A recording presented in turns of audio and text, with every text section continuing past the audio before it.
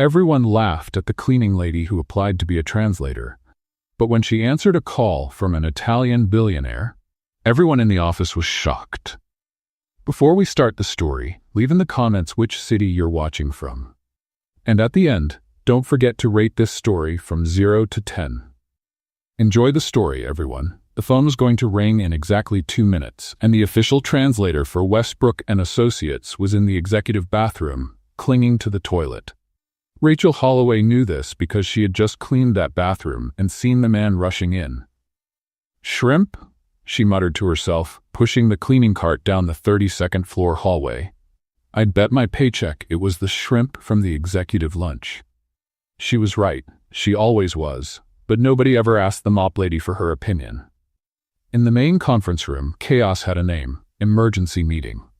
15 executives in imported suits were crammed around a mahogany table, sweating in their starched collars. Julian Westbrook, the 37-year-old CEO, who looked like he'd been born wearing an Italian suit, paced back and forth like a caged lion. A very well-dressed lion. A lion who clearly hadn't slept in the last 48 hours. "Where's Richardson?" he asked for the 10th time. "Gastrointestinal indisposition," his assistant replied, using the technical term for trying not to fall apart in the bathroom. "We have the most important call of the year in." Julian looked at his watch. 90 seconds, and our only Italian translator is indisposed. Wonderful.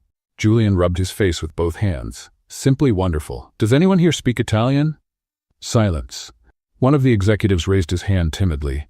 "I know how to order pizza in Italian.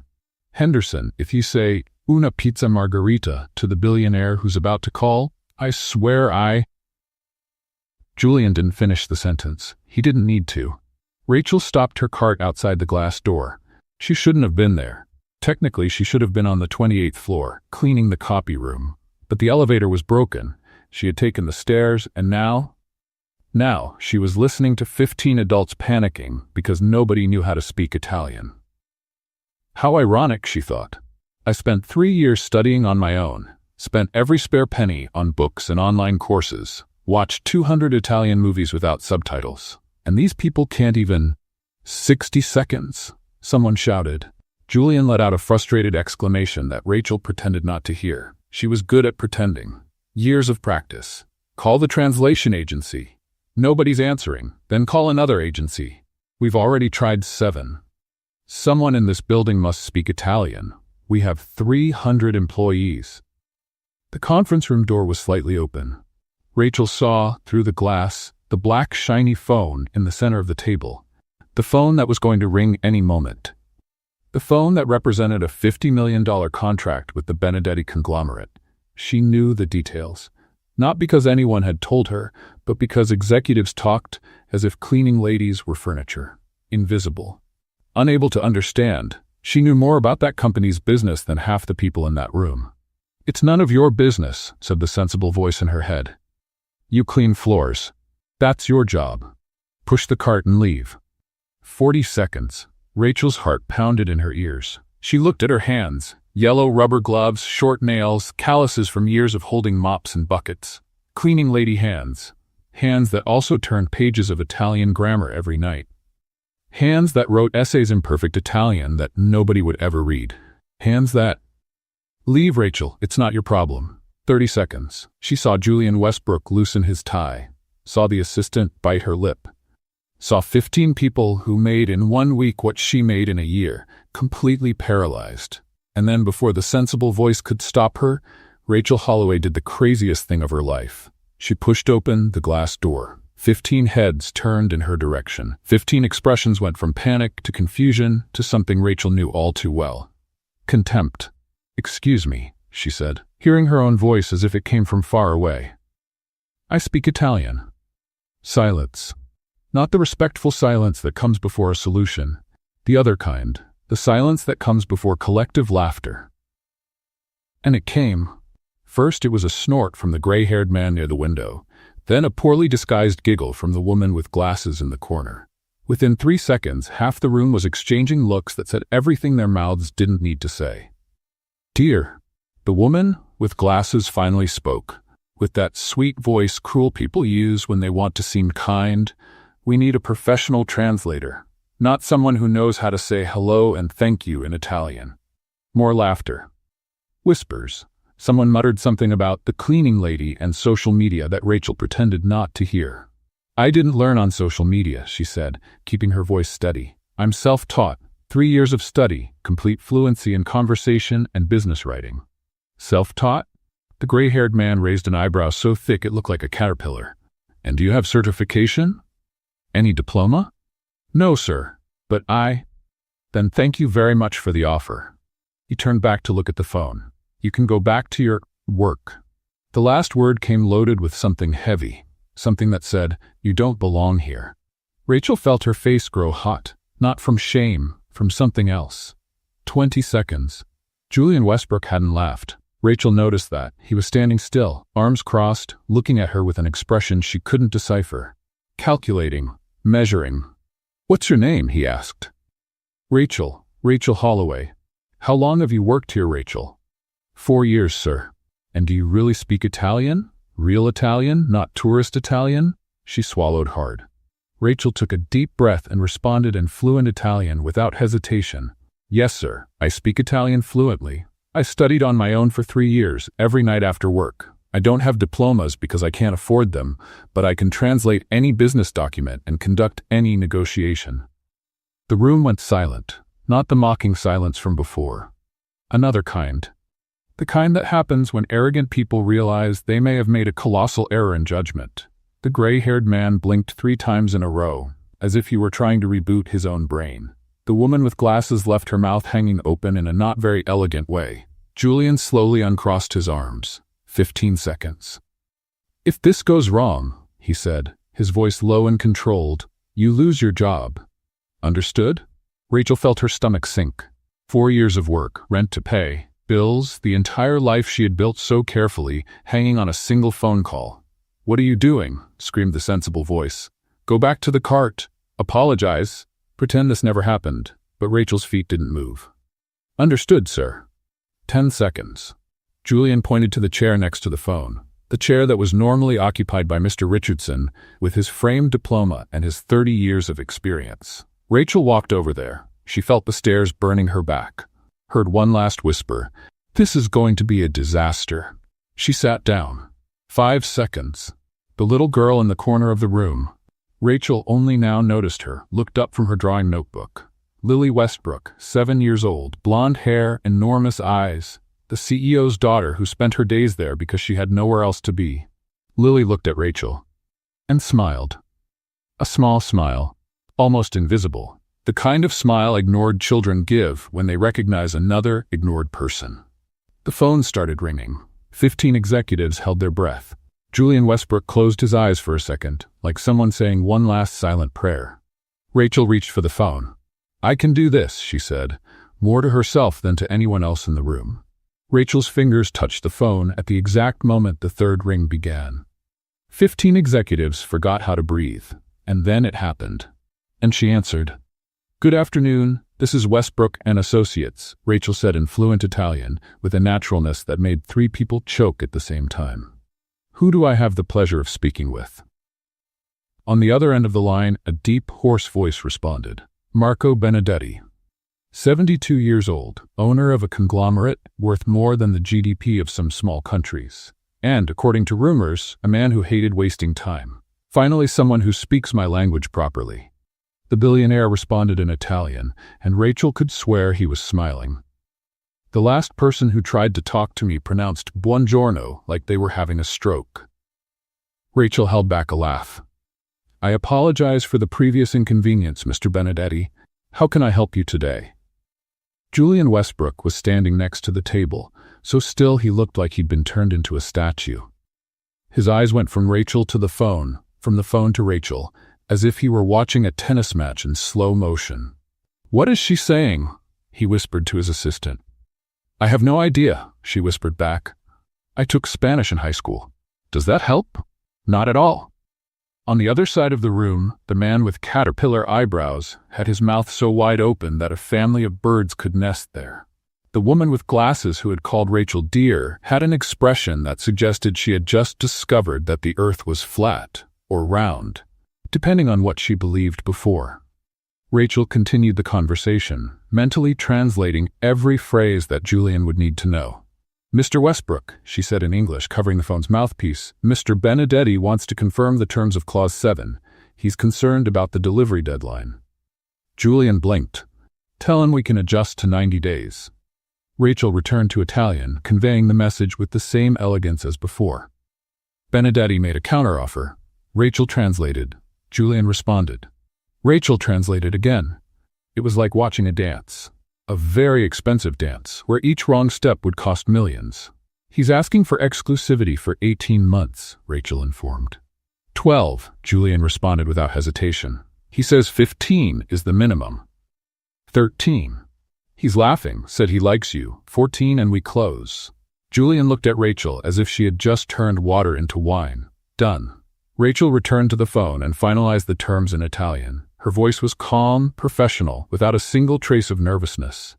As if she did this every day. As if she hadn't been wearing yellow rubber gloves 2 hours ago. Benedetti asked one last question. Rachel answered. He laughed, a genuine, warm laugh. "My dear," he said in Italian, "you're much better than the other translator. That man translated like he was reading a Blender instruction manual." Rachel smiled. "Thank you, sir. It was a pleasure." "The pleasure was mine. Tell your boss he's lucky to have you." The line went silent. Rachel placed the phone back on the hook. The silence that followed was so deep she could hear the air conditioning humming 3 floors up. Then Julian Westbrook let out the breath he'd been holding. "Did we close?" Rachel nodded. "We closed." The room remained silent for 3 more seconds, and then it exploded. Not in applause, not in celebration, in pure and absolute shock. "What do you mean we closed?" the man with eyebrows asked, as if the word had lost its meaning. She really speaks Italian?" The woman with glasses muttered to no one in particular. 50 million, someone whispered. $50 million. The cleaning lady just closed $50 million. Julian's assistant dropped a pen. The sound seemed like a gunshot in the room's silence. Rachel stood up from the chair slowly. Her legs trembled a little, but she didn't let it show. 4 years of practicing invisibility had its advantages. "If you'll excuse me," she said, her voice perfectly controlled, "I still have the 19th floor to clean." Nobody answered. Nobody could. Rachel began walking toward the door. Each step seemed to echo on the marble like a small earthquake. She passed by the man with eyebrows who still hadn't closed his mouth. Passed by the woman with glasses who seemed to be reevaluating all the life choices that had led her to that moment. Passed by Julian Westbrook, who watched her with an expression she couldn't decipher. And then, in the corner of the room, something happened. A small sound, almost imperceptible. Applause. Rachel stopped. Lily Westbrook, 7 years old, blonde hair, enormous eyes, was clapping. Slowly, alone, with a smile on her face that lit up the entire room. Nobody else moved. But Lily continued. Clap, clap, clap. Rachel felt something tighten in her chest, something that had no name, something she hadn't felt in a long time. She looked at the little girl. Lily looked back and waved. The same small wave from before. The wave of someone who recognizes another invisible person. Rachel waved back. Then she turned her back and left the conference room. The cleaning cart was still in the hallway, exactly where she had left it. The cleaning products, the cloths, the gray uniform. Nothing had changed, and at the same time, everything had changed. Rachel pushed the cart toward the elevator. Her hands were still shaking. Her heart was still beating too fast. But for the first time in 4 years, she was smiling. Behind her, in the conference room, 15 executives were still trying to process what had just happened. And Julian Westbrook, CEO of Westbrook & Associates, stood staring at the door through which the cleaning lady had left, thinking. The next morning, Rachel arrived at work expecting everything to return to normal. She was wrong. Julian Westbrook's assistant intercepted her before she could even touch the cleaning cart. The woman appeared out of nowhere, like a high-heeled ninja, and snatched the glass cleaner spray from Rachel's hands without any ceremony. "Mr. Westbrook wants to see you," she said, breathless. "Now. Immediately. Yesterday, if possible. But now." And that's how Rachel found herself standing at the door of the CEO's office, still trying to process what was happening. Julian Westbrook was behind the desk, holding a white envelope with both hands. His fingers drummed on the paper as if he didn't know exactly what to do with it. The envelope was thick and smelled of corporate embarrassment. "Sit down," Julian said, pointing to the leather chair in front of the desk. "I'm fine standing, sir. Please, sit down." Rachel sat.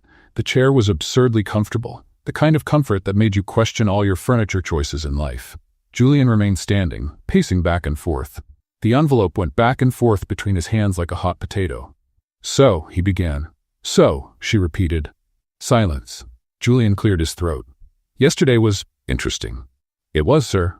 You saved a $50 million contract." "Technically, I only translated. You closed the contract." Julian stopped walking, looked at her with an expression that mixed surprise and something like respect. "Are you always like this?" "Like what, sir?" "Modest." Rachel considered the question for a moment. "It's not modesty, it's accuracy. I spoke Italian, you negotiated. The credit is shared." Julian let out a short laugh. It seemed like he hadn't laughed in weeks, maybe months. "Right, well," he finally stopped in front of her and extended the envelope. "This is for you." Rachel took the envelope slowly, opened it carefully. $50 bills stared back at her. $5,000. She stared at the money for 3 seconds, then 4, then 5. "It's a thank you," Julian explained, clearly uncomfortable with the silence. "For what you did yesterday. The company is grateful. I'm grateful." Rachel kept looking at the bills. $5,000. Several months' rent, the overdue bills. The advanced Italian course she wanted to take, an emergency fund she never had. $5,000 solved a lot, and at the same time, it solved nothing. "Thank you, Mr. Westbrook," she said, closing the envelope. "It's very generous. It's the least I could do."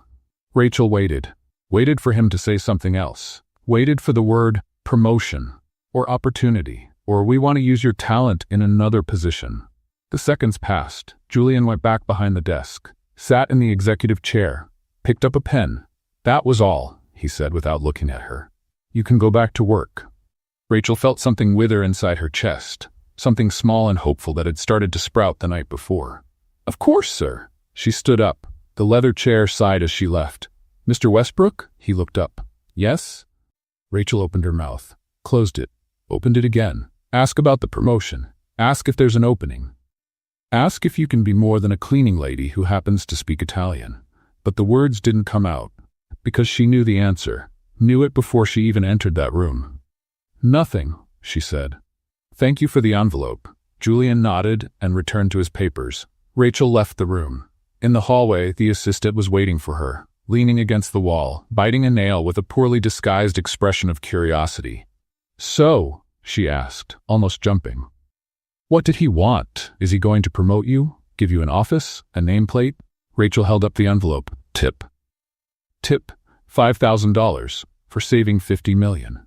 The assistant's eyes widened, then narrowed, doing mental calculations. Her lips moved as she counted on her fingers like a third grader. "Wait, that's," she muttered, 0.01%. "You're great at math. I know, I almost failed 3 times. The assistant crossed her arms and huffed. "You know what he gave me last Christmas? A card." "A card, Rachel. It didn't even have an envelope." "At least you got a card." It was addressed to Team. She made air quotes with her fingers. "Team. He didn't even remember my name. I've worked here for 2 years. 2 years, Rachel." "What's your name again?" The assistant opened her mouth to answer, then stopped, narrowed her eyes. "That was a joke, right?" Rachel gave a half smile. "Maybe." "Brenda. My name is Brenda, and you're the first person on this floor who asked." She tilted her head. "Well, you didn't really ask, but it almost counts." Rachel laughed. For the first time that morning, she really laughed. "We're 2 invisible people then, Brenda." Brenda shrugged, but there was a smile there. "At least you speak Italian. I only know how to complain in English." She pushed off from the wall. "But hey, if you need someone to complain with, let me know. I'm a specialist." "I'll remember that." Rachel walked to the cleaning cart. It remained in the same place, the same products, the same cloths, the same gray uniform. She tucked the envelope into her apron pocket. Next to the Italian notebook that nobody knew existed. $5,000, she thought. "It's more than I've received in any bonus. It's more than I expected to receive." But it wasn't what she wanted. What she wanted didn't fit in an envelope. She pushed the cart toward the elevator. The 19th floor still needed to be cleaned. The 18th floor bathrooms were waiting. The routine continued. She pressed the elevator button. "Hey!" Rachel turned around. Lily Westbrook was running down the hallway, her drawing notebook swinging in her hand. Her shoes made too much noise on the marble floor, and at least 3 executives looked on with disapproval. She didn't seem to notice or care. "Hi," Lily said, stopping in front of Rachel, breathless. "Hi," Rachel responded, surprised. "You were really nice yesterday, on the phone." "Thank you, Lily. My dad said you saved the company." Rachel smiled. "Your dad is exaggerating." "He always exaggerates." Lily tilted her head. "Are you leaving?" "No, I'm just going to clean other floors." "Oh," the girl seemed relieved. "So you're coming back?" "I am. I always come back." Lily smiled. A real smile, not the polite smile children learn to give adults. "Good, I don't like it when people leave." Something in her voice made Rachel pause. Something too sad for a 7-year-old girl. "I'm not leaving, Lily," Rachel said, crouching down to be at her height. "I promise." Lily nodded. Then she extended her hand, showing a folded piece of paper. "This is for you." Rachel took the paper, unfolded it. It was a drawing, done with colored pencils. A woman in a gray uniform, holding a phone. Next to it, crooked letters said, "The lady who speaks beautifully." Rachel felt her eyes burn. "Lily, this is... Do you like it?" "It's the most beautiful gift I've ever received." Lily smiled again. Then she ran off down the hallway as fast as she had arrived. Rachel stood there holding the drawing. In her pocket, $5,000. In her hand, something priceless. The elevator arrived with a soft ding. Rachel stepped in, still looking at the drawing, and for the first time she realized that maybe, just maybe, she wasn't so invisible after all. At least not to an assistant named Brenda, whom nobody knew, and to a little 7-year-old girl who drew small people in enormous buildings. In the days that followed, Rachel began to notice something that no one else seemed to notice. Lily Westbrook was a child made of silence. Not the noisy silence of shy children who hide behind their parents' legs and peek at the world with curiosity. It was another kind. The silence of someone who learned that making noise doesn't help at all. Rachel watched her from afar while cleaning the 32nd floor. Lily always stayed in the same corner of the executive waiting area, curled up in a leather armchair that seemed to swallow her small body, the drawing notebook on her lap, the colored pencils scattered around. Always alone. Always quiet. Always invisible. Like me, Rachel thought, and that thought hurt more than it should. That Thursday, Rachel approached a little closer than normal. Pretended to clean the coffee table for the 3rd time while peeking at Lily's drawings.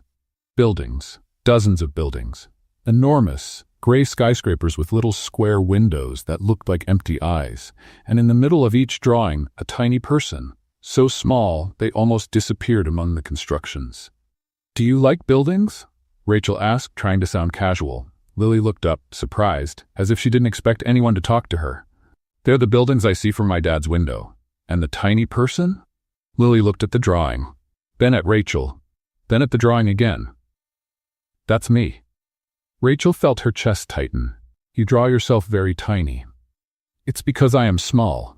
Lily shrugged. "And the buildings are big, and everyone here is big, except me." Rachel knelt down beside the armchair, pretending to pick up a pencil that had fallen on the floor. "You know something? I also feel small sometimes." Lily tilted her head. "But you're an adult. Adults also feel small, Lily, especially in big buildings like this one." The girl seemed to consider this information for a moment. Then she narrowed her eyes. "Do you live here?" Rachel almost laughed. "What do you mean?" "In the building. Do you live here? Because you're always here. In the morning, in the afternoon, sometimes at night." Lily counted on her fingers. "You're here more than the coffee lady, and more than the man who yells on the phone, and more than—" "I don't live here, Lily." "Are you sure?" "I'm sure." "Then where do you sleep?" "In Brooklyn. In an apartment." "Is it big?" Rachel thought about her 40-square-meter studio. About the bed that was 2 steps from the stove. About the bathroom where she needed to close the door to be able to sit on the toilet. "It's cozy." "Cozy means small, right?" Rachel really laughed this time. "You're too smart for your own good." Lily smiled. A small smile, but real. "My old nanny used to say that before she left." "Why did she leave?" "Everyone leaves." Lily looked back at the drawing. "Except Dad. But Dad is never really here." His body is, but his head is on the phone. Rachel didn't know what to say, because Lily was 7 years old and had just summarized adult loneliness better than any poet. At that moment, Julian's office door opened. He came out walking fast, cell phone glued to his ear, briefcase in hand, eyes focused on some distant point. He walked right past Lily, didn't even look at her. "Dad?" Lily called, her voice low. Julian kept walking, talking on the phone, gesturing.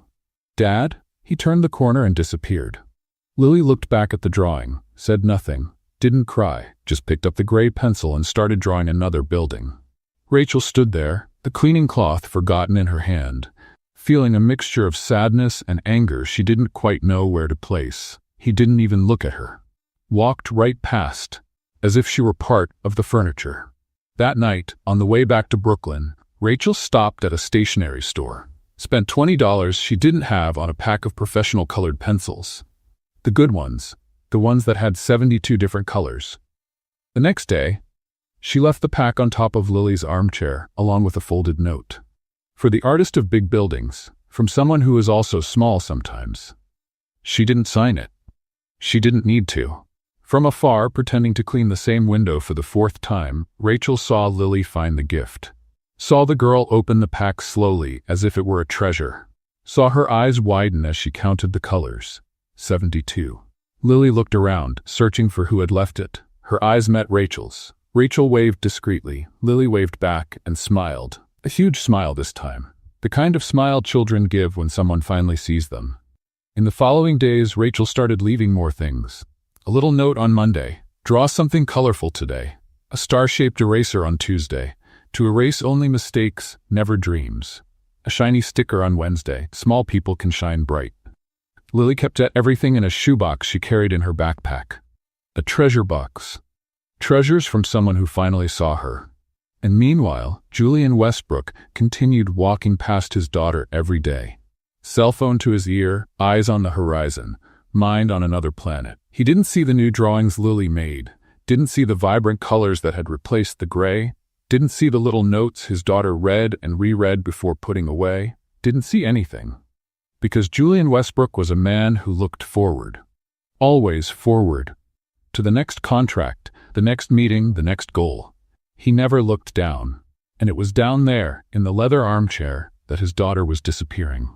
On Friday, Rachel left a different note.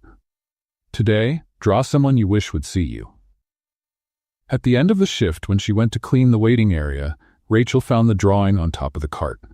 There were 2 people, one tall in a gray uniform, one small with blonde hair, and underneath in crooked letters, Lily had written, "Me and my friend Rachel."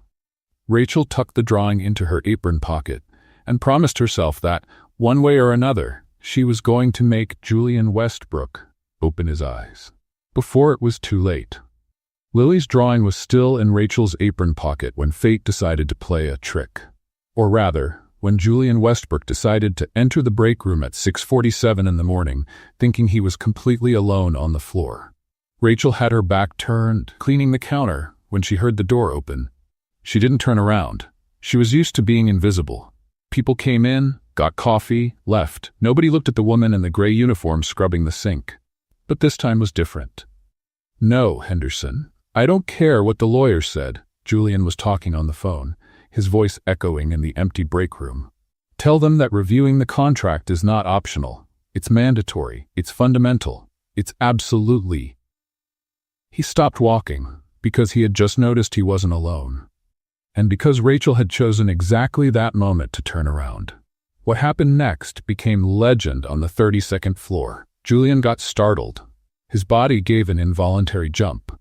The cell phone slipped from one hand, the coffee cup slipped from the other, and for one glorious moment, the 3 objects, phone, cup, and the CEO's dignity, flew in slow motion through the air. The phone hit the floor with a crack. The cup shattered into pieces.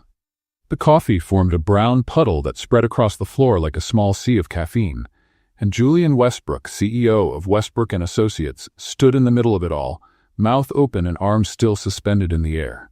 Rachel blinked. "Good morning, Mr. Westbrook," he blinked back. You were there." "I was there." "The whole time?" "The whole time." Julian looked at the floor, at the coffee, at the cup shards, At the cell phone that was still emitting Henderson's confused voice asking, Sir, are you there? Then he looked at Rachel. This is embarrassing? I was going to say unexpected. Embarrassing is more accurate. Julian opened his mouth to respond, but nothing came out. He looked like a fish out of water, a very well-dressed fish in an Italian suit and imported shoes, but still a fish. Rachel grabbed the paper towel roll from the counter and held it out to him. It happens. What? Spilling coffee, breaking cups, losing your composure in front of the cleaning crew. She shrugged. It happens. Julian took the paper towel, still looking dazed. You're not going to tell anyone? Tell them what? That the CEO jumped in fright, screamed like a horror movie character, and destroyed an imported cup? Silence. And then, against all logic and all rules of corporate hierarchy, Julian Westbrook laughed. It wasn't a polite laugh. It wasn't the controlled laugh he gave in board meetings. It was a real laugh, the kind that escapes before you can stop it. I didn't scream, he said, still laughing. Sir, with all due respect, it was a scream. It was an exclamation of surprise. It was a high-pitched scream, almost ultrasonic. I think the dogs in the neighborhood heard it. Julian shook his head, but the smile was still there. Are you always like this? Like what? Honest. Rachel considered the question. Only with people who just screamed in front of me. I didn't scream. Of course not, sir. Julian bent down to pick up the cup shards, but Rachel was faster. Let me handle it, she said, already with the dustpan in hand. It's literally my job. I can help. Mr. Westbrook, no offense, but you're wearing a suit, and that suit looks like it came from a Fifth Avenue display window. You know about suits? No, but I know about coffee stains, and this one is going to be hard to get out. Julian looked at his own sleeve. A brown drop had splattered on the white shirt cuff. Oh no. Oh yes. He rubbed the fabric with the paper towel, only making it worse. Rachel sighed. Cold water, not hot, and don't rub, press. Julian stopped and looked at her. How do you know that? Sir, I've been cleaning this building for 4 years. I've seen stains that would make a scientist cry. Coffee is easy. He laughed again. This time it was softer, more tired. It's been a while since I laughed like this, he admitted, almost to himself. Rachel stopped sweeping for a second. It's been a while since you stopped to have coffee in peace too, I bet. Julian didn't respond. But the expression on his face said everything. He leaned against the counter, looking at the cracked phone on the floor. Henderson was still there, shouting, Sir, did the call drop? I should answer that, Julian said. You should. He didn't move. Your daughter draws very well, Rachel said, without thinking. Julian looked up. You saw Lily's drawings? Sometimes I clean near the waiting area. She stays there drawing. Yeah, she likes to draw. Julian ran his hand through his hair. It's her way of passing the time, I guess. She draws buildings, does she? Big buildings, with small people. Something changed in Julian's face. A shadow, a doubt. Small people? Yeah, one person. Always the same one. Very tiny in the middle of the buildings. Julian was silent for a long moment. I didn't know that.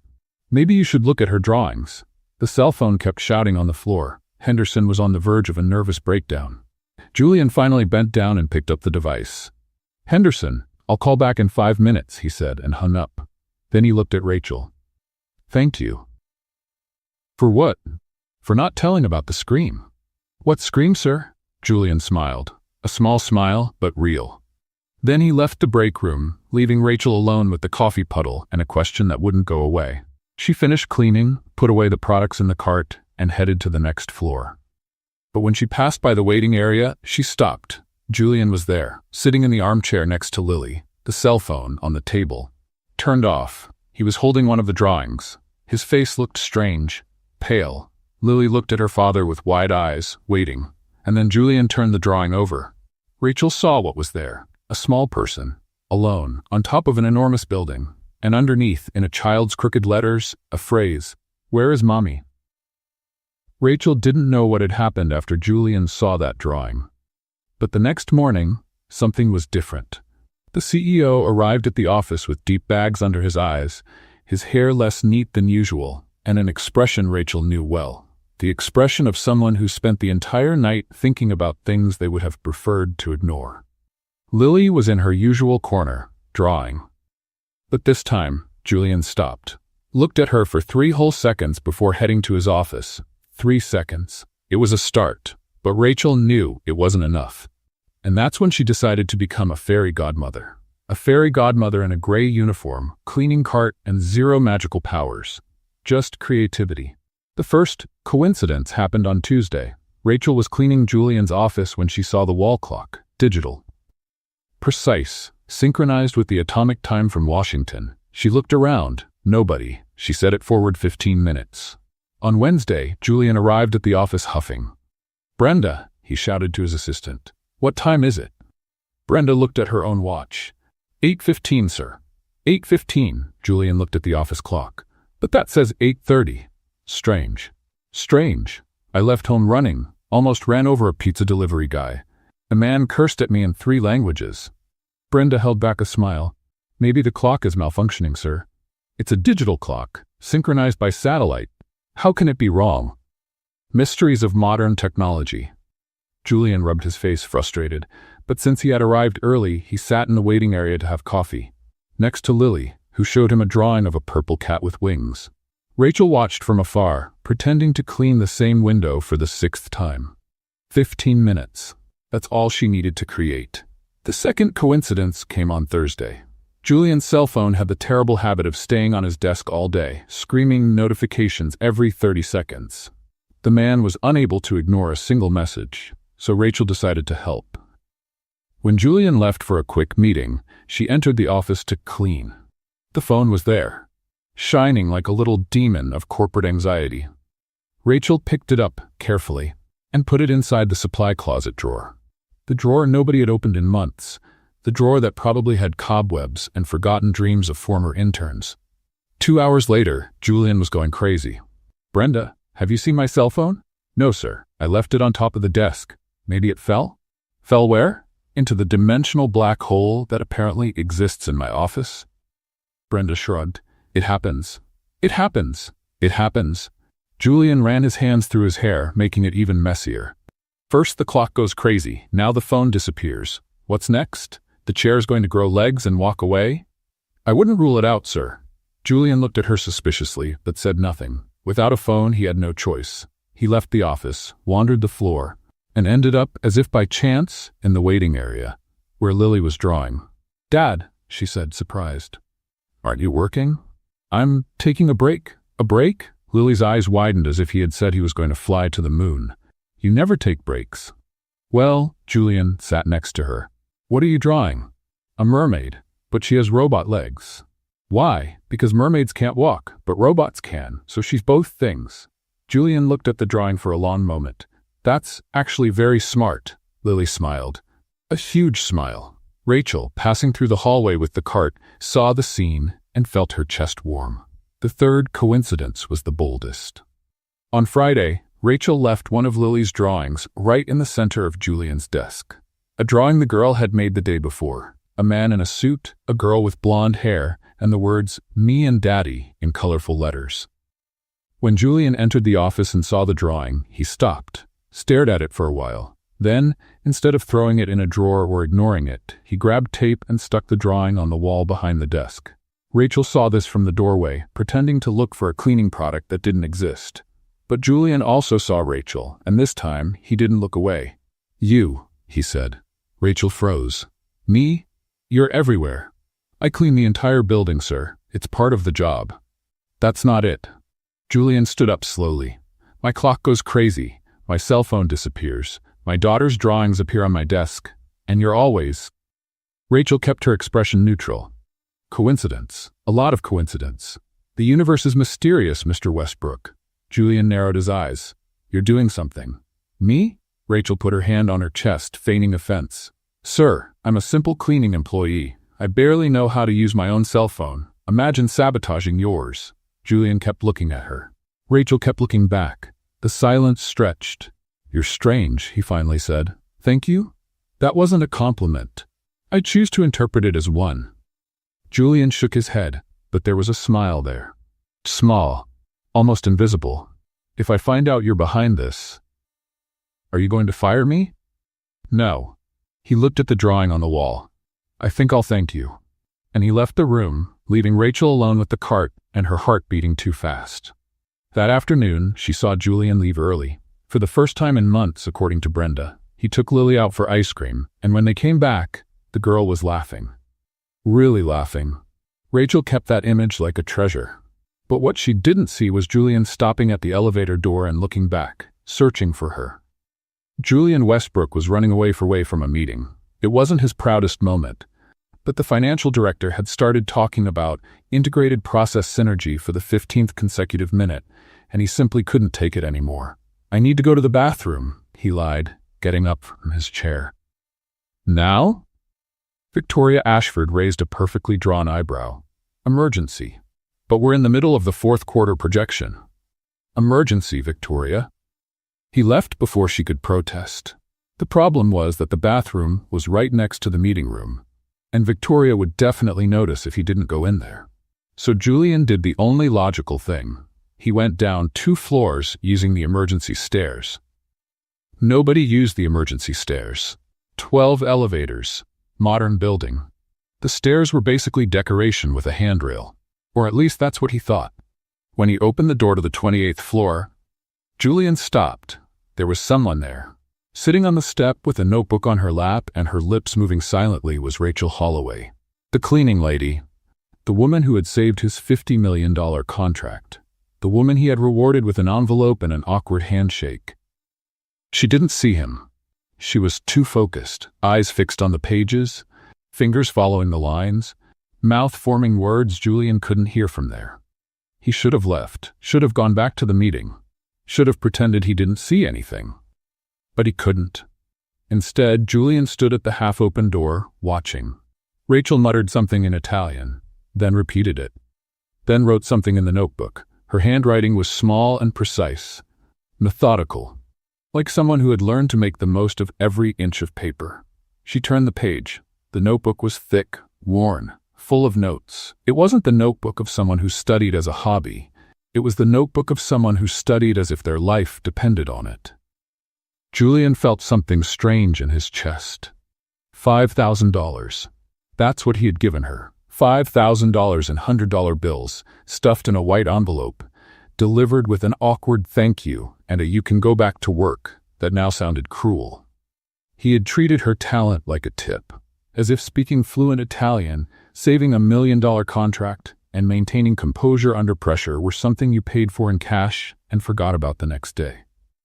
Rachel kept studying, oblivious to everything, oblivious to him, oblivious to the fact that the company's CEO was standing like an embarrassed spy less than 5 meters from her. Julian looked at his own hands, hands that signed contracts, that closed deals, that moved millions of dollars with a pen, and that hadn't been able to offer a single real opportunity to the woman who had saved the most important business of the year. Why? Because she didn't have a degree? Because she wore a gray uniform? Because she pushed a cleaning cart instead of carrying an executive briefcase? Julian thought about Lily, about the daughter who drew enormous buildings with small people, about the daughter he barely saw because he was too busy being important. Rachel had seen Lily, had noticed the drawings, had left colored pencils and little notes that made the girl smile for the first time in months. The cleaning lady had seen more than the CEO. That hurt. Rachel closed the notebook and sighed. For a second, Julian thought she was going to get up and see him there. But she just stretched her back, looked at the ceiling, and muttered something to herself. She looked tired. She looked determined. She looked like someone who had dreams too big for the space the world allowed her to occupy. Julian stepped back slowly. The door closed with a soft click. He stood in the hallway, his heart beating faster than it should. $5,000. Was that what she was worth to him? To the company? To the world? No, she was worth more. Much more. And he had been too much of a coward to admit it. Julian went back to the elevator, went up to the 32nd floor, ignored Victoria, who was waiting for him at the meeting room door with an irritated expression. Was the emergency resolved? She asked sarcastically. It was, Julian replied, without stopping. Where are you going? To resolve another emergency. He entered his own office, closed the door, sat in the executive chair. The computer glowed in front of him. The cursor blinked on the screen. Julian opened the corporate email. Recipient, Rachel Holloway. He typed, deleted, typed again, deleted again. What to say? Sorry for being a complete jerk. You deserved more than an envelope. I saw you studying on the stairs and realized I'm a terrible judge of character. Nothing seemed right, but something needed to be said. Julian took a deep breath and started typing. Rachel, we need to talk. Not about cleaning, not about translation, about you. Tomorrow at 8 a.m. in my office, Julian Westbrook. He reread it 3 times, 4, 5. Then, before he could change his mind, he clicked send. The email disappeared from the screen. Julian leaned back in his chair and looked at Lily's drawing on the wall. The drawing that said me and Daddy in colorful letters. He had been blind for too long. With Lily, with Rachel, with everything that really mattered. But maybe, just maybe, there was still time to fix it. On the emergency stairs, 2 floors below, Rachel put away the notebook in the cart and went back to work. Not knowing that everything was about to change, Rachel read the email 47 times. She counted. There was nothing else to do at 3 a.m. besides stare at the old computer screen and panic silently. We need to talk. 4 words. 4 words that could mean anything. Promotion. Firing. Lawsuit for hiding his phone in the supply drawer. Anything. She didn't sleep. At 6 a.m, she was in the tiny bathroom of the apartment, looking at her own reflection in the stained mirror. Good morning, Mr. Westbrook, she rehearsed. I received your email and, no, too formal. Hi, Julian. How are you? No, too informal. And since when did she call him Julian? Mr. Westbrook, before you say anything, I can explain about the clock and the phone and Lily's drawings and…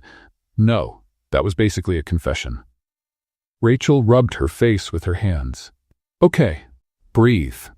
You faced an Italian billionaire on the phone. You can face an American CEO in person. The reflection in the mirror didn't look convinced. At 8 o'clock sharp, Rachel was standing in front of Julian's office, her heart beating so hard she was sure Brenda could hear it from the reception desk. Are you going to go in, or are you going to take root there? Brenda asked, without looking up from the computer. I'm mentally preparing myself. He doesn't bite. Are you sure? Brenda finally looked at her. Rachel, he spent the entire week asking about you, about your schedule, about how long you've worked here, about whether you're happy. She went back to typing. The man is obsessed, and not in the bad way. Rachel swallowed hard. Is that supposed to calm me down? It should. Now go in before I push you. Rachel knocked on the door. Come in, Julian's voice answered. She entered. The office looked different. Or maybe Rachel was looking with different eyes. Lily's drawing was still on the wall behind the desk. Me and Daddy, in colorful letters. But now there was another drawing next to it. More recent. A mermaid with robot legs. Julian was standing near the window, looking at the city below. When Rachel entered, he turned around. Thank you for coming. You sent an email saying we need to talk. That's not exactly something you ignore. A minimal smile crossed his face. Please sit down. Rachel sat in the same leather chair from weeks ago, the $5,000 chair. The chair that now seemed to belong to another life. Julian didn't sit behind the desk. Instead, he pulled up a chair and sat in front of her. Close, as if they were equals. I saw you yesterday, he said. Rachel froze. You saw me? On the emergency stairs, studying. Her heart sank. Mr. Westbrook, I can explain. It was my break time. I wasn't. Rachel, she stopped. I'm not angry, Julian said. I'm impressed. Silence. What? She managed to say. That notebook, how many pages does it have? 347. You did it by yourself? Yes. No course? No teacher? No one helping you? Yes. Julian shook his head slowly. Why didn't you ever tell me? Rachel almost laughed. Tell what, sir? That the cleaning lady dreams of being a translator? That I spend my nights studying something I'll never be able to use? That I have an invisible diploma that's worthless because it doesn't have a university stamp? Her voice trembled at the end. She didn't want it to tremble, but it did. Julian was silent, looking at her, waiting. I always wanted more, Rachel continued, the words coming out before she could stop them. Ever since I was a child, but my family didn't have money for college, barely had money for food, so I worked, cleaned houses, offices, buildings, and every night when I got home, I studied, because it was the only thing no one could take from me. She took a deep breath. I never asked for a chance, because I learned that people like me don't get chances. We get tips, envelopes, Pats on the back and thank you very much, you can go back to your work. The silence that followed was heavy. Julian didn't look away. I was one of those pats on the back, he said. Wasn't I? Rachel didn't answer. She didn't need to. $5,000, Julian continued. That's what I thought you were worth. $5,000 and a white envelope. It was more than most would give. It was less than you deserved. He stood up, went to the desk, picked up a folder. I have a proposal for you, Rachel. She felt her stomach churn. Proposal? The company is creating a new department, international relations. We need someone who speaks languages, who understands cultures, who knows how to negotiate with foreign clients. Rachel blinked. Are you? I'm offering you the position of International Relations Assistant. Julian opened the folder and placed it in front of her. Competitive salary, full benefits, and one more thing. Rachel looked at the papers. Numbers, terms, things she never imagined seeing with her own name. What else? She asked, her voice almost a whisper. The company will pay for your specialization, a translation and interpretation course, recognized certification. Julian looked her in the eyes. You're going to have the diploma you always deserved, Rachel, and no one will ever be able to say you're not qualified again. Rachel stood still, without words, without air, not knowing if she was awake or if she had fallen asleep on the subway and was dreaming. Why are you doing this? She finally asked. Julian looked at Lily's drawings on the wall. Because you taught me to see what was right in front of me. He looked back at her. Now it's my turn to do the same for you. Rachel accepts Julian's proposal, not imagining what would come next. Brenda came in, pale as paper. Mr. Westbrook, we have a problem, the Benedetti contract. They discovered an error. The Italian is furious. And he's threatening to cancel everything. Rachel was still in her gray uniform when chaos found her. She didn't even have time to process that she had just accepted Julian's proposal. No time to breathe, to celebrate, to call someone and shout, I did it. Brenda came into the office talking about contract, error, furious billionaire, and suddenly Rachel was running down the hallway in zero heels and a cleaning uniform. Life was like that. You win the lottery and immediately trip on the curb. When she arrived at the conference room, the scene was one of pure corporate desperation. The same 15 executives from weeks ago were there. But this time, nobody was smiling. The man with caterpillar eyebrows was so pale he looked like he had aged 10 years and 10 minutes. Victoria Ashford, the woman with "Are you the receptionist?" had her lipstick smudged from biting her lips so much. And in the center of the table, the speakerphone was spitting out furious Italian. Marco Benedetti was yelling, not yelling politely like American executives do, really yelling. Yelling like only a 72-year-old Italian can yell when he feels cheated. What is he saying? Victoria asked, desperate. We don't know, the man with eyebrows responded. Nobody here speaks Italian. Use the phone app. I already tried. The app translated contractual clause as Santa Claus. What do you mean, Santa Claus? I don't know. Technology is a mystery. Rachel stopped at the door, breathless. 15 heads turned toward her. 15 expressions went from desperation to confusion to something she knew well. Hope. You, Victoria pointed. The woman who speaks Italian. Rachel, she corrected. My name is Rachel.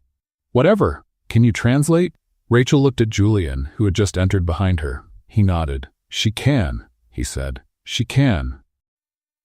Rachel walked to the phone. Her gray uniform seemed even more out of place among the suits and tailored outfits, but she didn't care. Not anymore. Mr. Benedetti, she said in Italian, her voice calm. This is Rachel Holloway. We spoke a few weeks ago. Do you remember me? The yelling stopped. The silence that followed was almost deafening. The woman from the phone, Benedetti said, his voice still irritated but less furious. The only competent person in that entire company. Thank you, sir. Can you explain the problem to me? The problem? The problem. He started yelling again, but now in a tone Rachel could manage. Your contract says I have to deliver the products in 15 days. 15. We agreed on 90. Rachel closed her eyes. 15. 90. In Italian, 15 and 90. Richardson, the official translator, had confused the two. He was probably feverish, delirious, and thought he was doing a good job. He wasn't. Mr. Benedetti, there was a translation error, Rachel said, staying calm. The company takes full responsibility. The correct terms are 90 days as we agreed. I can send a corrected version in 2 hours. 2 hours? An hour and a half. Silence. Will you review it yourself? Word by word, sir. And if there's another error? There won't be. Benedetti was quiet for a moment. Rachel could feel 15 pairs of eyes burning her back. You have courage, young lady, he finally said. I like people with courage. An hour and a half, not a second more. Thank you, sir. The line went silent. Rachel let out the breath she'd been holding, and then the room exploded. She saved the contract. Again. Someone get water, coffee, whatever she wants. Victoria approached, stumbling over her own words. Rachel, that day in the break room when I confused you. With the receptionist? Rachel completed. Yes, I'm sorry. Rachel looked at her for a moment. It's okay, Victoria, but next time maybe pay attention to the uniform before asking someone to call your manicurist. Victoria nodded, red as a tomato in a blue suit. Julian moved to the center of the room. Everyone fell silent. Before you go back to your desks, he said, his voice firm, I have an announcement. The executives exchanged looks. Julian looked at Rachel. She felt her heart race. As of today, Rachel Holloway is no longer an employee of the cleaning staff. Murmurs. Confused looks. She has accepted the position of International Relations Assistant, Julian continued. She will work directly with me on all negotiations with foreign clients. Additionally, the company will sponsor her specialization in translation and interpretation. The silence that followed was different from all the others. It was the silence of 15 people realizing they had underestimated someone. The silence of collective embarrassment. The silence of those who had laughed and were now swallowing the laughter back. Brenda, Julian called. Yes, sir? Arrange appropriate clothing for Miss Holloway and a new badge with the correct title. Yes, sir? Julian turned to Rachel. Any objections? Rachel looked at her own gray uniform, at the disinfectant stains, at the hands that had held mops for 4 years. None, she said, but I'll miss the cart. Julian smiled, a real smile. We can put one in your office if you want. Office? Of course. You thought you were going to work in the hallway? The executives watched in silence. Victoria looked like she wanted to disappear. The man with eyebrows had an expression that suggested he was re-evaluating his entire life. Rachel looked around. The cleaning lady nobody saw was now at the center of everything, and this time, nobody was laughing. Then the conference room door opened. Lily Westbrook appeared, the drawing notebook under her arm, her enormous eyes looking for someone. Dad, Brenda said that, Rachel? She stopped, looked at Rachel in the center of the room, looked at the executives around, looked at her father. What's happening? Julian knelt in front of his daughter. Rachel is going to work with Daddy now, sweetie. She won't clean the office anymore. She's going to have her own office. Lily's eyes widened. She's going to stay here? Forever? Forever is a long time, Rachel said, smiling. But for a good while, yes. Lily said nothing, just ran and hugged Rachel with all the strength her 7-year-old arms could muster. I knew it, she whispered. I knew you were special. Rachel felt her eyes burn. 15 executives watched in silence. Julian watched with something in his look that Rachel couldn't name. And there, in the middle of that conference room, still in her gray uniform, hugged by a little girl who drew small people in enormous buildings, Rachel finally understood. She was no longer invisible. And she never would be again. Rachel barely recognized herself in the mirror. The brown hair, always tied in a tight bun, now fell loose over her shoulders in soft waves. The makeup was light, just enough to highlight the honey-colored eyes her mother always said were her greatest treasure. The navy blue blazer hugged her silhouette as if it had been custom-made. The dress pants, the low-heeled shoes, elegant but comfortable. She spun once in front of the mirror in the tiny Brooklyn apartment. This is me, she whispered. This is me now. And for the first time she believed it. The subway was crowded as always, but Rachel didn't mind. She kept her head up, shoulders back. When she arrived at the Westbrook & Associates lobby, the security guard who had seen her for 4 years without ever greeting her nodded. Good morning, miss. Rachel almost stumbled. Miss. Good morning, she responded, hiding her smile. On the 32nd floor, Brenda was waiting for her with a cup of coffee and a conspiratorial smile. Look who arrived looking amazing. She handed over the coffee. If I didn't know you, I'd think you were born in that blazer. I feel strange. Strange, beautiful. There's a difference. Brenda picked up a folder from the desk. Oh, and before I forget, your course enrollment was confirmed. Starts next week. Mondays and Wednesdays, 7 to 10 at night. Specialization in translation and interpretation at New York University. Rachel felt her heart race. It's already confirmed? Super confirmed. Mr. Westbrook made sure to expedite everything personally. Brenda winked. He seems very interested in your education. Brenda. What? I didn't say anything. Rachel rolled her eyes and walked to her office. The nameplate on the door still made her stop for a second. Rachel Holloway, International Relations Assistant. Gold letters on a black background.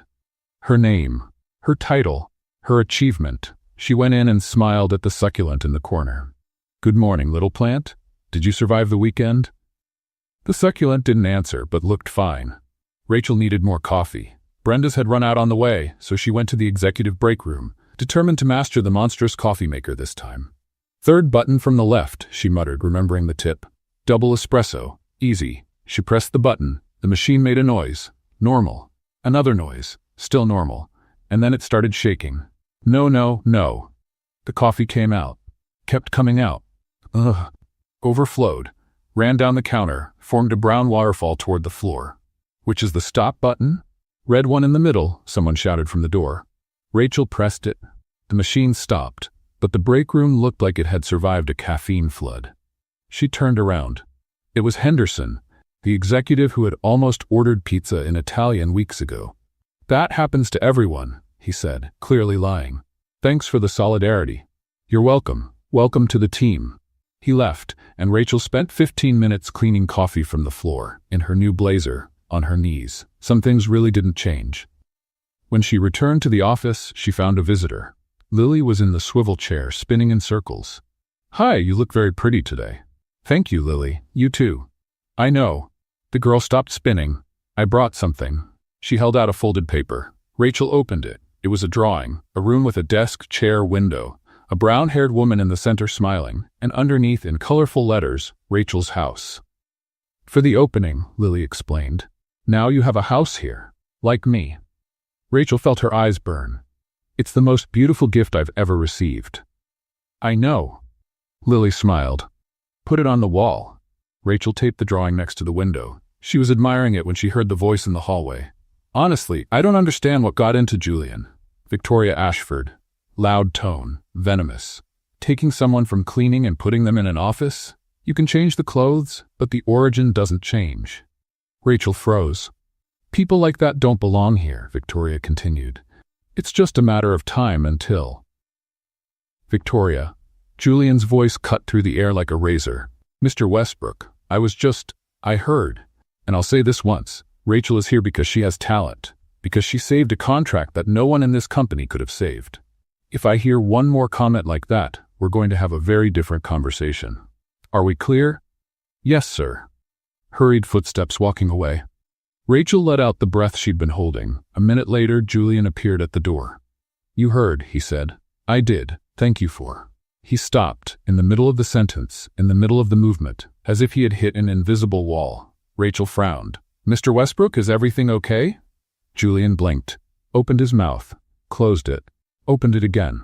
You look different. It's the new blazer. It's not the blazer. He swallowed hard. Your eyes, have they always been that color? That color? They look like honey. The words came out before he could stop them. In the sun. Honey in the sun.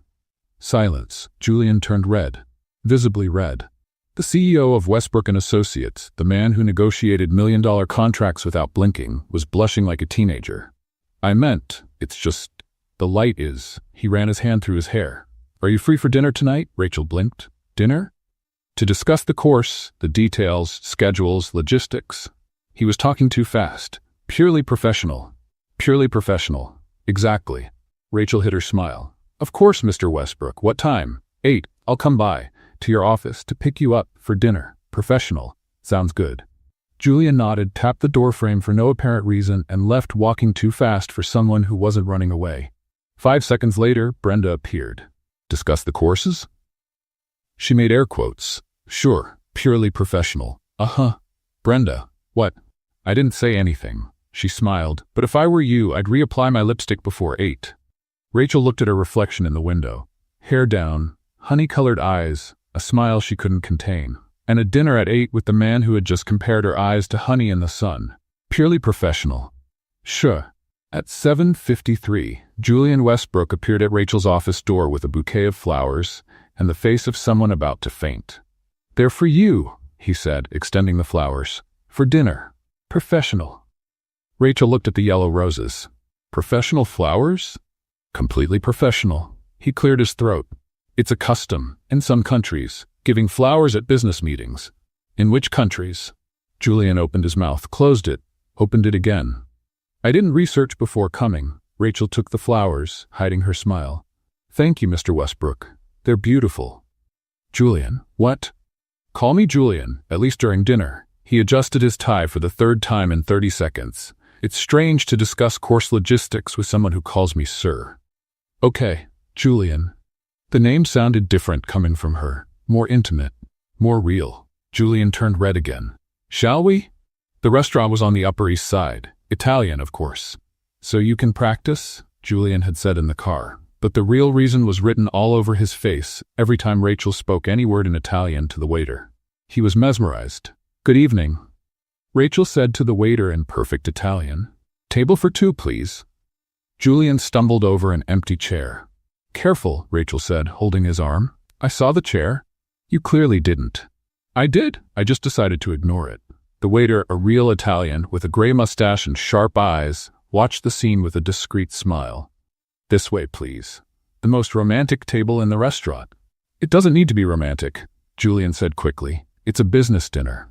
The waiter looked at the flowers in Rachel's hand, then at Julian, then at the flowers again. Of course, sir, business. He led them to a corner table with candles, a city view, and a bottle of wine already waiting. I didn't order wine, Julian muttered. Courtesy of the house, the waiter said, for business. And he left, leaving the two alone. Julian picked up the menu, dropped the menu, picked it up again. You're nervous, Rachel observed. I don't get nervous. You dropped the menu? It slipped? From your hand? It was a slippery menu. Rachel laughed, a real laugh loud that made other tables look. Sorry, she said, covering her mouth. It's just that you're so different here. Different how? Human, she tilted her head. In the office, you're the CEO. All control, all authority. Here you seem normal. Is that a compliment or criticism? Compliment. Definitely a compliment. Dinner flowed better after that. The wine helped. The food helped more. But what really changed everything was the conversation. Julian told her about Lily's mother, how she had left when the girl was 3 years old, how he had thrown all his time into work so he wouldn't have to think, how he had almost lost his daughter trying to forget his wife. Rachel told him about her childhood, about the mother who worked 3 jobs, about never having money for college, about learning Italian in secret at dawn, dreaming of a life that seemed impossible. You were never taken to dinner like this? Julian asked, surprised. Rachel shook her head. My previous dates were burger and movies, if that. That's normal. For people like me, it's normal. Julian was silent for a moment. You deserved more, he finally said. You always did. Rachel felt her eyes burn. Thank you. It's the truth. They looked at each other for a second too long, the kind of look that says things words can't. The waiter appeared with dessert. Tiramisu, he announced. Perfect for business. Julian laughed. Rachel laughed too. At 11 at night, he drove her home. The car stopped in front of the building in Brooklyn, 3 floors without an elevator. Peeling walls, everything Rachel could afford with her old salary. This is my palace, she said, trying to joke. Julian didn't laugh. Can I walk you to your door? It's 3 flights of stairs. I can handle it. They climbed in silence. The 3rd floor hallway smelled of the neighbors cooking and had a flickering light. Rachel stopped in front of apartment 3B. Well, she said, thanks for dinner, professional. You're welcome. It was very professional. Silence. They both stood there, not knowing what to do with their hands, not knowing what to do with the minimal space between them. Rachel, Julian said, his voice lower now. Yes? He took a step forward. She didn't step back.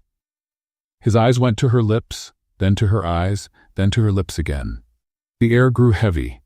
Julian raised his hand, touched her face, slowly, as if she were made of something precious. Your eyes, he whispered. Honey in the sun. Rachel forgot how to breathe. He leaned in, she closed her eyes, and then Julian stopped, inches from her mouth, so close she could feel the heat. I don't want to ruin this, he whispered. Ruin what? Us. He swallowed hard. I want to do this right. You deserve for this to be done right. Rachel opened her eyes. Julian was still there. So close, so present. Okay, she said, her voice weak. Okay? Okay. He pulled away slowly, as if it hurt. Good night, Rachel. Good night, Julian. He went down the stairs. She stood at the door, her heart beating too hard. When she entered the apartment, she leaned against the wall and took a deep breath. The flowers were still in her hand, and the ghost of a kiss that didn't happen still burned on her lips. In her pocket, her cell phone vibrated. A message from Julian. Next dinner won't be professional, I promise. Rachel smiled at the ceiling and knew in that moment that her life would never be the same again.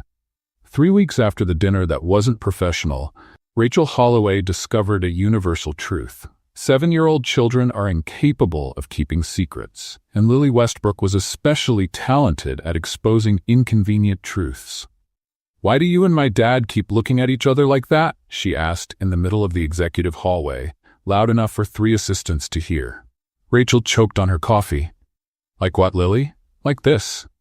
The girl widened her eyes, made a silly smile, and sighed dramatically. Like in the movies, when people are going to get married. We're not. Nobody is. Rachel looked around, desperate. Where's your dad? In the meeting.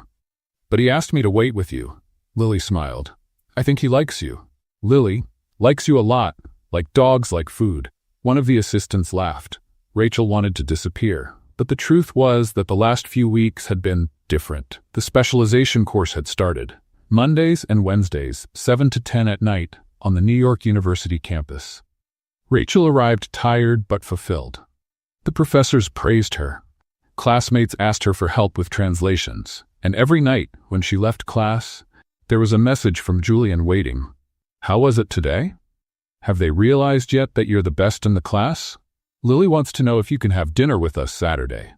The dinners had become routine. First they were professional, then semi-professional, then simply dinners, the 3 of them together, Julian, Rachel, and Lily, like a family that didn't have a name yet. And in the office things had changed too, looks that lasted a second longer, smiles hidden behind coffee cups, hands that touched by accident when reaching for the same document. Everyone had noticed. Nobody commented. Until that Tuesday. Rachel. Lily appeared at the office door holding her drawing notebook. Come have lunch with us. Lily, I brought my lunch. Dad did too, but he said he prefers to eat in the break room with you. She tilted her head. Please? How do you say no to those eyes? Rachel couldn't. The executive break room was busy at 12:30. Tables occupied, conversations in low tones, and in the corner Julian Westbrook waiting with 2 lunch boxes and a bouncing daughter. Hi, he said when Rachel arrived. Hi, she replied. Lily rolled her eyes. You guys are weird. The 3 sat down. Lily in the middle, as always. Rachel on one side, Julian on the other. Dad, will you open my lunchbox? Lily asked. Of course, sweetie. Rachel, can you cut my meat? I can. Lily smiled, satisfied. You guys look like my parents. Rachel dropped her fork. Julian choked on his water. Lily, he said, his voice strangled. We're not. I know you're not married yet. The girl shrugged.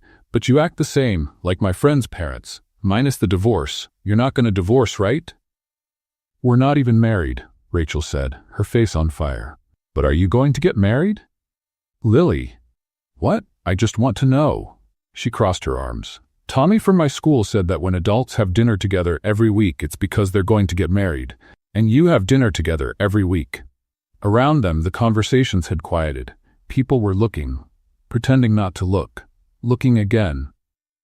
Victoria Ashford was 2 tables away, her eyes fixed on the 3 of them. Rachel wanted to hide under the table, but then something happened. Julian, instead of changing the subject, instead of pretending he hadn't heard, instead of doing what any CEO would do to protect his reputation, he took Rachel's hand, over the table in front of everyone, where everyone could see. His fingers intertwined with hers, firm, warm, decided. A small gesture that said everything. I choose you. Rachel looked at him. He looked back, and smiled. You know, Lily, Julian said, still holding Rachel's hand, Tommy from your school is pretty smart. Rachel's eyes widened. Julian, but marriage is a serious thing. It needs time. It needs certainty. He squeezed her hand, and it needs both people to want it. Lily looked from one to the other. Do you want to? Silence. The kind of silence that changes everything. Julian looked at Rachel. His eyes asked a question his lips didn't yet have the courage to ask. I do, he said softly.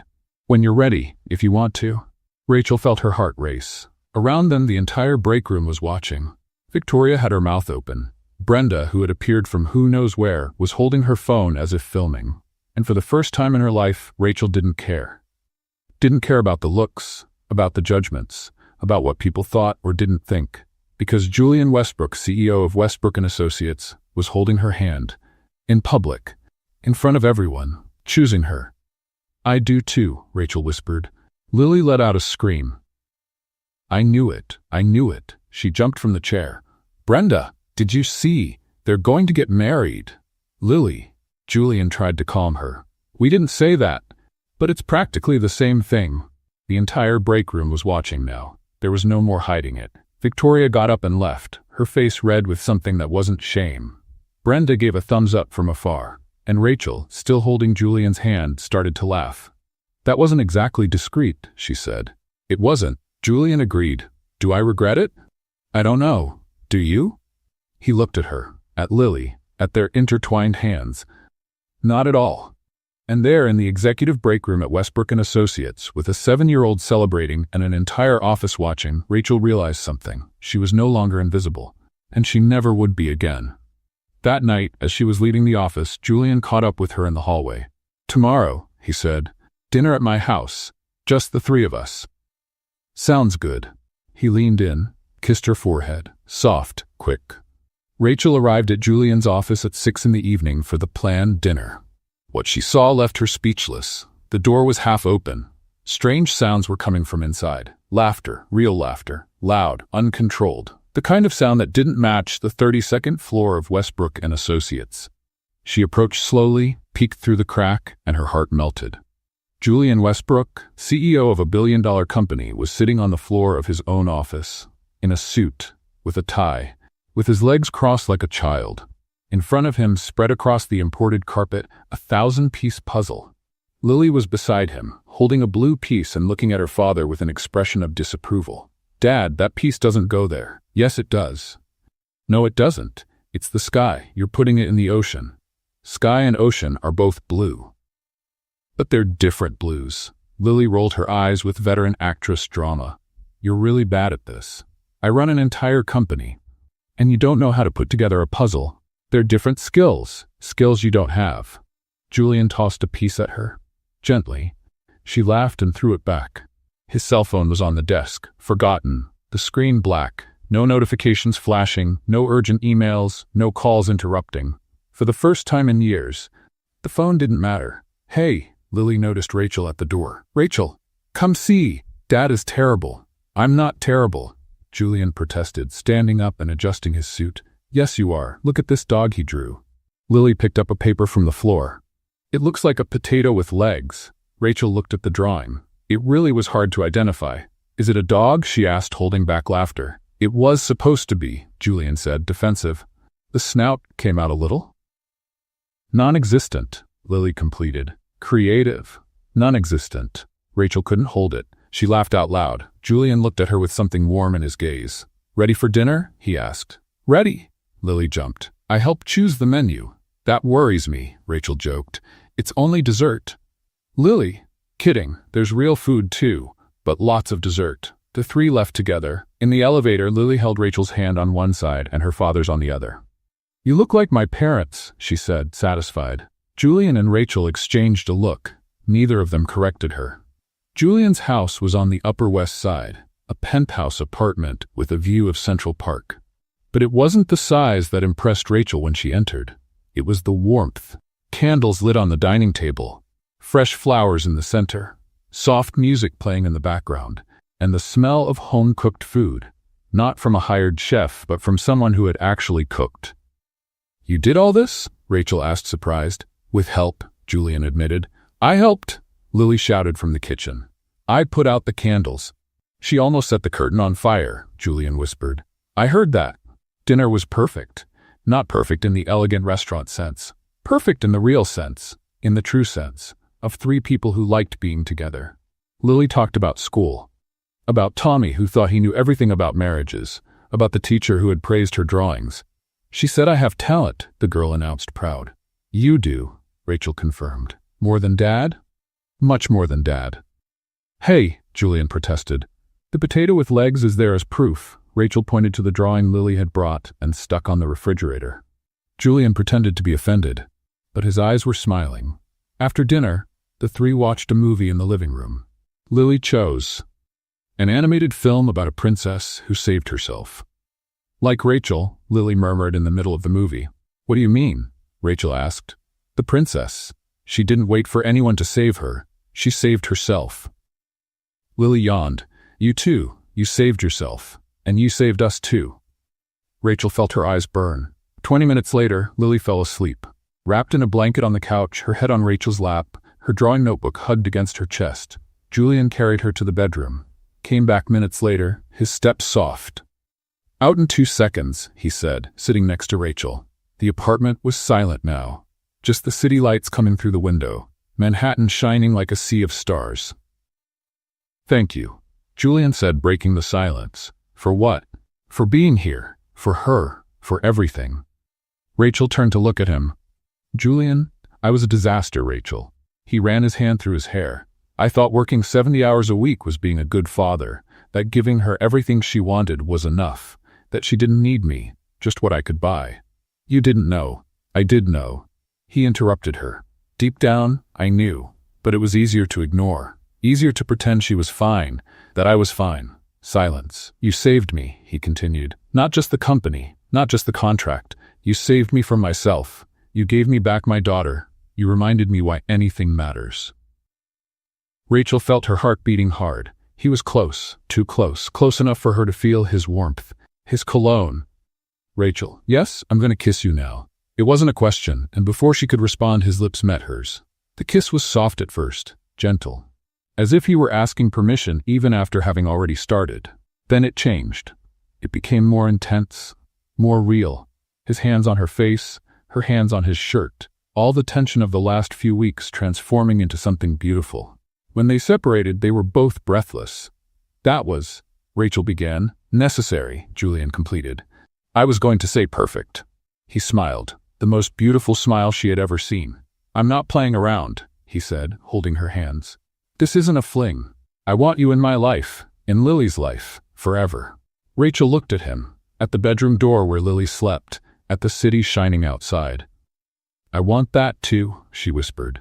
Julian kissed her again. And there, in that apartment full of candles and too much dessert, Rachel knew she had found what she had always been looking for. A family. In the bedroom, without them knowing, Lily smiled in her sleep. She had already planned everything.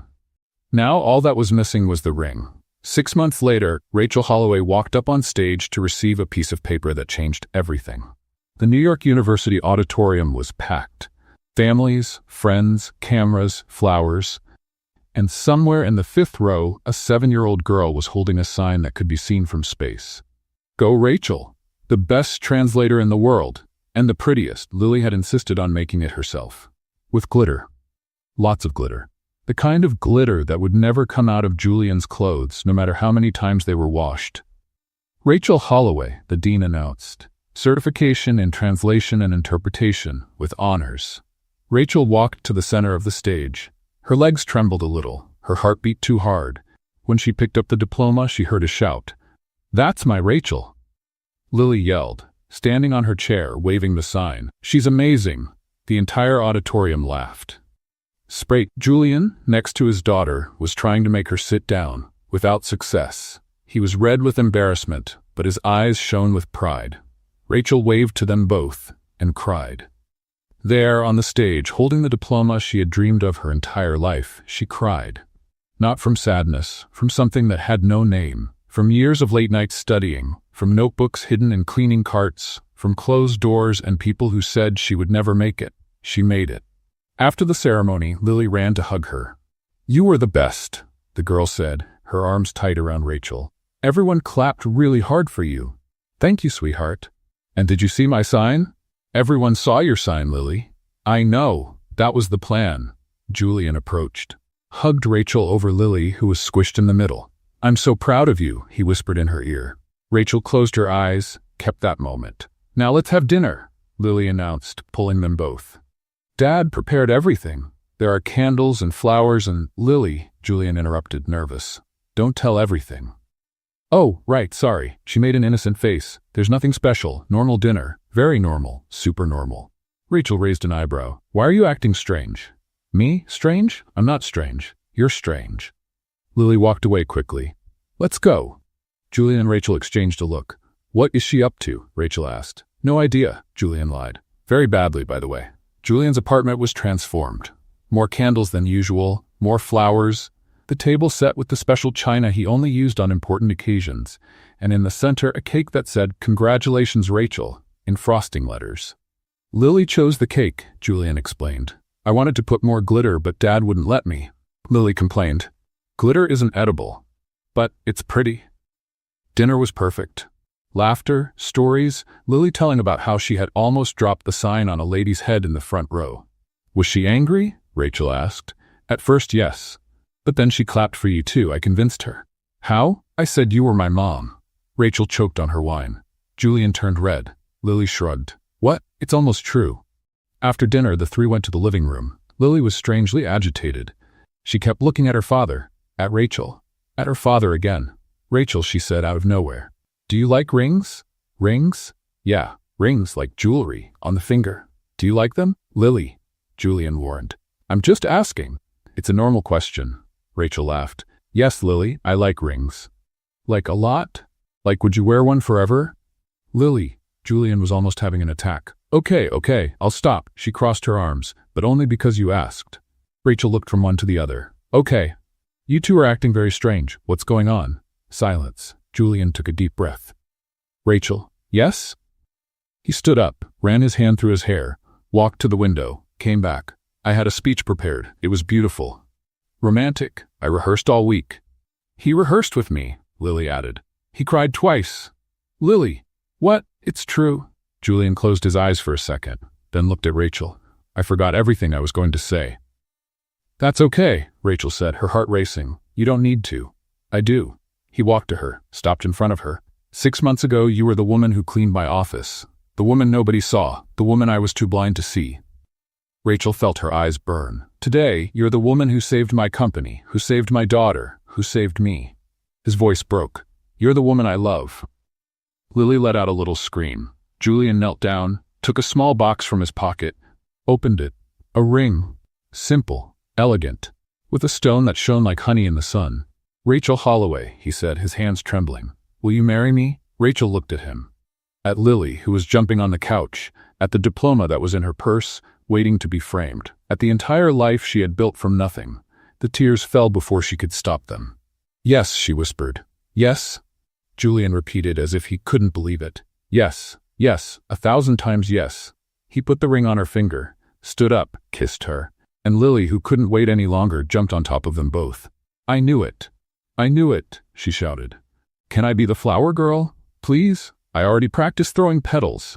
You can be whatever you want, Rachel said, hugging the girl. Can I be the organizer too, Lily? And choose the cake? We'll talk about it. With glitter? Julian laughed. Rachel laughed.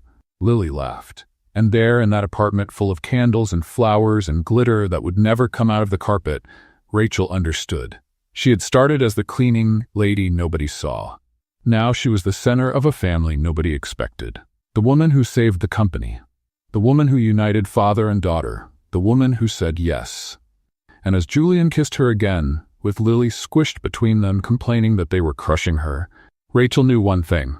Everyone who laughed was left in shock. And she, who had been invisible for so long, finally shone. What did you think of Rachel's story? The cleaning lady everyone underestimated, but who proved that talent doesn't need a diploma to exist. It just needs someone brave enough to say, I can do this. If this journey of resilience and turning pain into power resonated with your heart, please support Healing Stories. Subscribe. Help us build a sanctuary of strength by subscribing to the channel. Share the hope. Give this video a like and share it with someone who needs to hear this message of recovery and justice. Join the conversation. Your comments and engagement are part of the healing process. Let us know your thoughts below. Your support allows us to continue sharing powerful narratives of overcoming trauma and finding peace. Subscribe to Healing Stories and be part of the change.